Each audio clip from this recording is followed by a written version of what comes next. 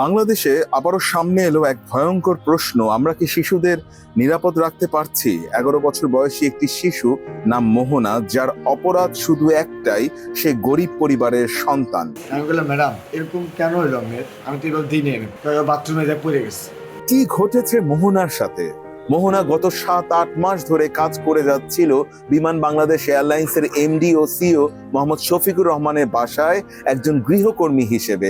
অভিযোগ বলছে এই সময়টায় মোহনাকে অমানসিক নির্যাতনের শিকার হতে হয়েছে।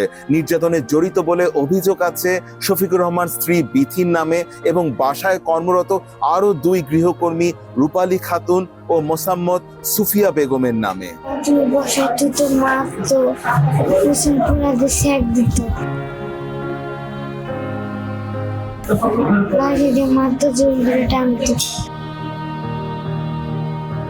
নির্যাতনের ভয়াবহ চিত্র উঠে আসে মোহনার বক্তব্যে। তাকে খুন্তি ও লাঠি দিয়ে মারধর করা হতো, দিনের পর দিন বাথরুমে আটকে রাখা হতো, গরম খুন্তি দিয়ে সারা শরীরে ছেঁকা দেওয়া হয়েছে।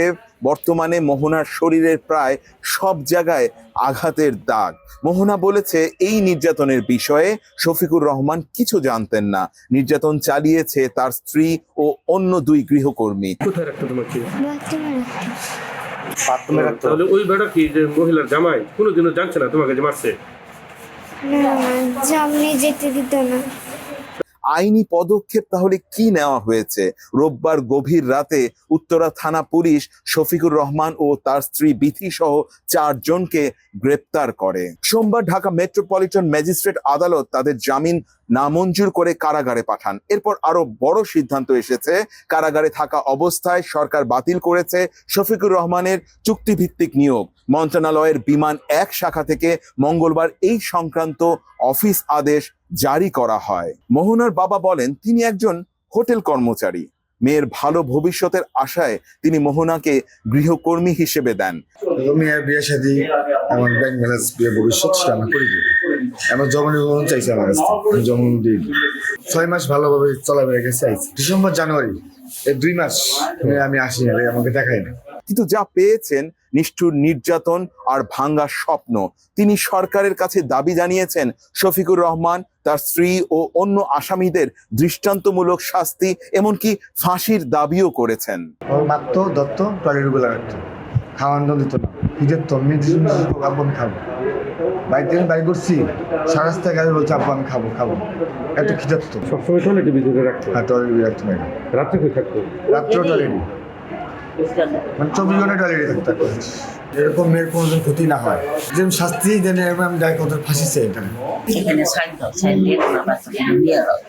হ্যাঁ, তখন আমার বাচ্চার বড় আমি বলতেছি কেন সাইন দিব? আপনারা বাচ্চা পাইতেছেন, সাইন দিবেন না। প্রতারণার অভিযোগও আসে। মোহনার দাদি বলেন, বিথি মোহনাকে কাজের জন্য নেওয়ার সময় বলেছিলেন পড়াশোনা করাবেন, বড় হলে বিয়ে দেবেন, ভবিষ্যৎ গড়ে দেবেন। কিন্তু বাস্তবে 8 মাসে খুব অল্প সময় পরিবারের সঙ্গে দেখা করতে দেওয়া হয়েছে। মোহনার বর্তমান অবস্থা এখন সে গাজীপুরের শহীদ তাজউদ্দিন আহমেদ মেডিকেল কলেজ হাসপাতালে চিকিৎসাধীন। শরীরের ক্ষতের পাশাপাশি মানসিক আঘাত কতটা গভীর তা সহজে বোঝা যায় না। এই ঘটনা আবারও প্রশ্ন তোলে, গৃহকর্মী শিশুদের সুরক্ষা কোথায়? ক্ষমতাবান হলেই কি কেউ আইনের ঊর্ধ্বে? শুধু গ্রেপ্তার নয়, দৃষ্টান্তমূলক বিচার কি হবে?